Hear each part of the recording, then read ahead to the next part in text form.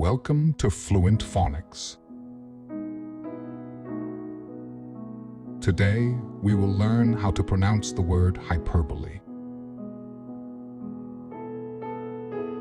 Hyperbole.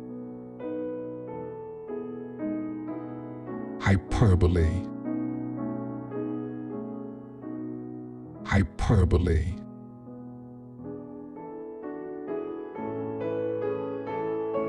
Here's an example of how one might use it in a sentence.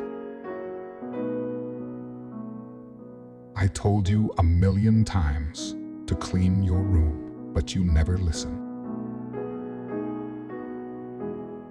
A hyperbole is an exaggeration used for emphasis or dramatic effect, not meant to be taken literally, but to make a point or create humor.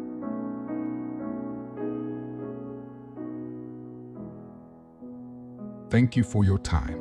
If you enjoyed this, please like and subscribe for further content.